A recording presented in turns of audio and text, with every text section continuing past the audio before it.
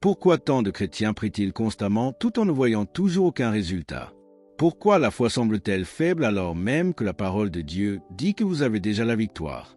Voici la vérité que la plupart des croyants n'entendent jamais. Vous n'attendez pas Dieu. Dieu a déjà agi.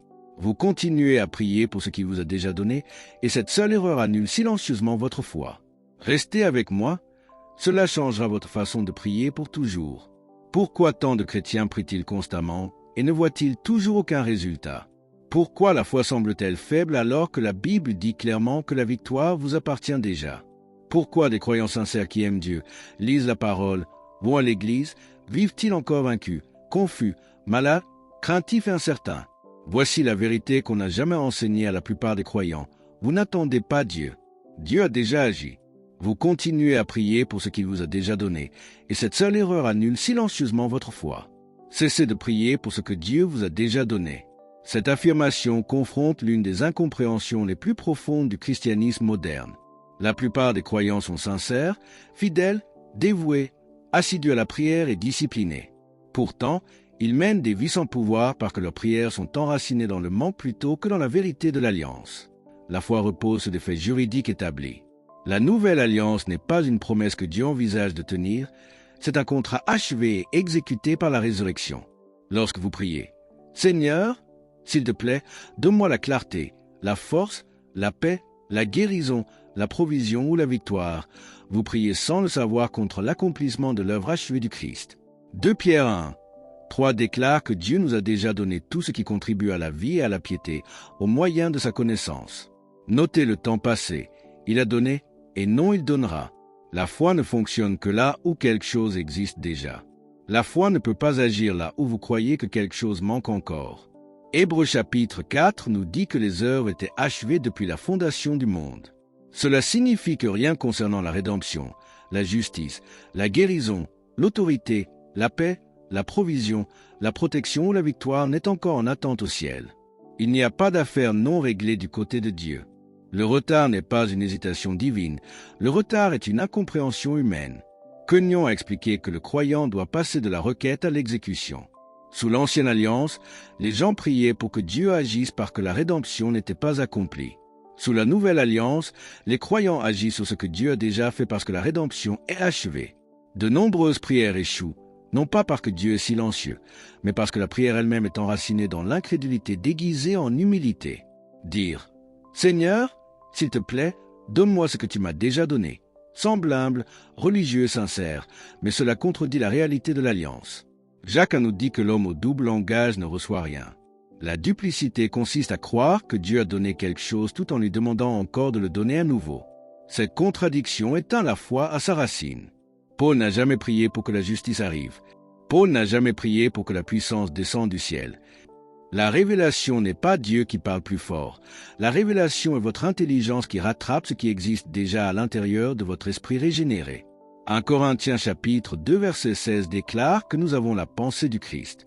Cela signifie que la capacité de comprendre la volonté de Dieu, le plan de Dieu, la provision de Dieu et le dessein de Dieu résident déjà en vous. Vous ne priez pas pour que la révélation voyage du ciel vers la terre, vous ordonnez à la révélation de s'élever de votre esprit vers votre intelligence. La connaissance des sens vous dit « Je me sens faible, donc je suis faible ». La connaissance des sens vous dit « Je vois la maladie, donc je dois supplier Dieu de m'aider ». La connaissance des sens vous dit que les circonstances définissent la vérité. La connaissance par révélation déclare que la vie de Dieu habite en moi. Selon Colossiens 1, 27, Christ en vous est l'espérance de la gloire. La foi ne demande pas à Dieu de changer la réalité. La foi impose la réalité que Dieu a déjà établie. C'est pourquoi Jésus n'a jamais supplié le Père de guérir les malades. Il a ordonné à la maladie de partir, il a ordonné aux tempêtes de s'arrêter, il a ordonné aux démons de s'en aller. L'autorité ne s'implore pas, l'autorité s'exerce. Après la résurrection, cette autorité a été transférée aux croyants. Luc 10, 19 dit « Voici, je vous ai donné le pouvoir sur toute la puissance de l'ennemi. » L'autorité ne répond pas à la supplication, l'autorité répond au commandement. Marc 11 enseigne que quiconque dira à cette montagne « Ôte-toi de là » et ne doutera pas, verra se réaliser ce qu'il a dit. Jésus n'a pas dit « Quiconque suppliera Dieu d'ôter la montagne ». Lorsque la maladie apparaît, la bonne réponse n'est pas « Seigneur, S'il te plaît, guéris-moi. Cette prière renie l'œuvre accomplie.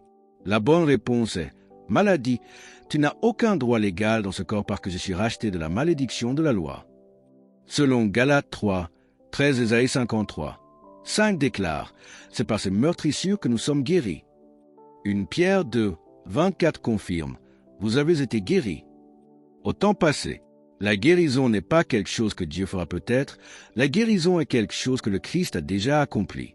La même vérité s'applique à la paix, à la provision, à la protection et à la victoire. Philippiens 4 déclare « La paix de Dieu garde votre cœur. » Romains chapitre 8 déclare « Vous êtes plus que vainqueurs. » Ce ne sont pas des promesses futures, ce sont des réalités présentes. Le Saint-Esprit n'attend pas d'être invité, il habite déjà en vous comme le sceau de la rédemption.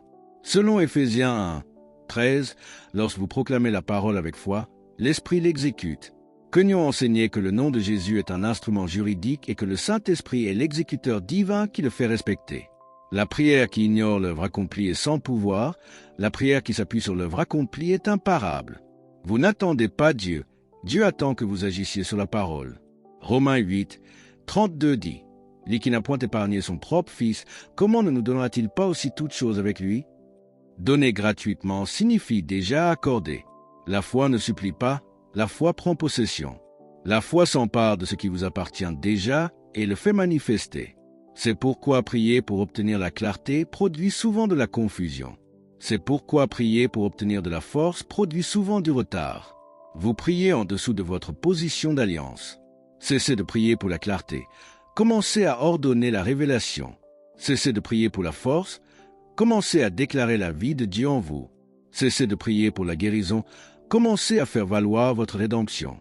Cessez de prier comme un mendiant et commencez à agir comme un héritier. Ce n'est pas de l'arrogance, c'est de l'obéissance à la vérité de la nouvelle alliance. Le croyant de la nouvelle alliance ne supplie pas, le croyant de la nouvelle alliance applique. C'est ce que l'Église moderne a oublié. C'est pourquoi de nombreux croyants vivent sauvés mais sans pouvoir, rachetés mais vaincus, pardonnés mais effrayés, aimés mais insécurisés. L'œuvre accomplie du Christ exige une réponse de foi accomplie. Lorsque vous alignez votre vie de prière sur la vérité de l'Alliance, le ciel n'a pas besoin de répondre parce que le ciel est déjà d'accord. La puissance est libérée lorsque vous parlez en alignement avec ce que Dieu a déjà dit. La foi ne cherche pas à faire bouger Dieu. La foi consiste à vous placer vous-même en accord avec Dieu. Lorsque vos paroles s'alignent sur la parole, la puissance coule sans résistance.